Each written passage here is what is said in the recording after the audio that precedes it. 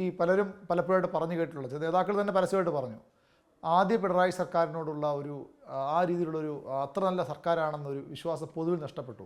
ആദ്യ സർക്കാരിനൊപ്പം എത്താൻ ഈ സർക്കാരിന് കഴിയുന്നില്ല. അതിൻ്റെ നേതാക്കളുടെ ഒരു മന്ത്രിമാരുടെ തലപ്പൊക്കം, തോമസ് ഐസക്കും ജി സുധാകരനും ഇ പി ജയരാജനും എ കെ ബാലനും കെ കെ ശൈലജയൊക്കെ ഉൾപ്പെടെ വലിയൊരു പ്രഗത്ഭമതികളായ അവരുടെ നേതാക്കളുണ്ടായിരുന്നു.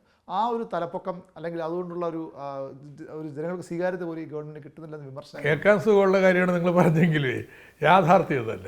എന്താ ആ സർക്കാർ ഈ സർക്കാർ എന്നുള്ള വ്യത്യാസം? ഇന്നത്തെ ധനപ്രതിസന്ധി അന്നില്ല. 2022-23 നല്ല സാമ്പത്തിക ഞെരുക്കം വരുന്ന വർഷമാണെന്ന് എല്ലാവർക്കും അറിയാം. കാരണം GST കോമ്പൻസേഷൻ അവസാനിക്കുകയാണ് പെട്ടെന്ന്. ഒരു 50,000 കോടി പല ഗഡുക്കളായിട്ട് ഈ റവന്യൂ കമ്മി ഗ്രാൻറ്റ് കിട്ടിയിരുന്നു. അത് 2022-23 അവസാനിക്കുകയാണ്. 78% സ്വന്തം വരുമാനത്തിൽ നിന്നാണ്,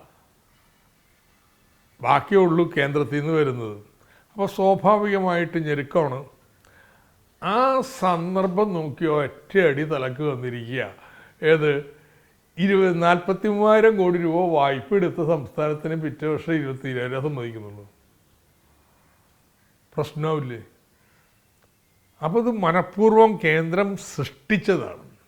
ഒരു പുതിയ ചട്ടം ഉണ്ടാക്കിയിരിക്കുക, ഇതുവരെയും ചെയ്യാത്ത കാര്യം. കിഫ്ബി വഴി വായ്പ എടുത്താൽ അല്ല, അതുപോലെ പൊതുമേഖലാ സ്ഥാപനങ്ങൾ എടുക്കുന്ന വായ്പ ഇതിൽപ്പെടുത്തും സംസ്ഥാന സർക്കാരിൻ്റെ. കേന്ദ്ര സർക്കാരിന് ഭാഗത്തിന് അനുവദിക്കുക, കേന്ദ്രമാണ്, അവർക്ക് നിയമം ഉണ്ടാക്കാം. ശരി, ഇപ്പം നിയമം ഉണ്ടാക്കി. ഈ നിയമത്തിന് എങ്ങനെയാണ് പൂർവ്വകാല പ്രാബല്യം നൽകാമെന്ന്? ഇനി കിഫ്ബി എടുക്കുന്ന പണം ഞങ്ങളിങ്ങനെ ചെയ്യും. അല്ലല്ല, തുടക്കം മുതൽ 2016 മുതൽ എടുത്ത വായ്പ ഞങ്ങൾ വെട്ടിക്കുറക്കുമെന്നാണ് പറയുന്നത്. ഇതാണ് നിന്റെ അന്യായം എന്ന് പറയുന്നത്. മന്ത്രിമാരുടെ ഭാഗത്തുള്ള വീഴ്ചയോ അല്ലെങ്കിൽ അവരുടെ പരിചയക്കുറവോ ഒന്നും ഒരു കാരണമായിട്ടില്ല. പുതിയ മന്ത്രിമാരാകുമ്പോൾ അതിൻ്റേതായിട്ട് കാലതാമസങ്ങൾ, കാര്യങ്ങൾ, പരിചയക്കുറവിൻ്റെയൊക്കെ വരും. അത് വളരെ സ്വാഭാവികം.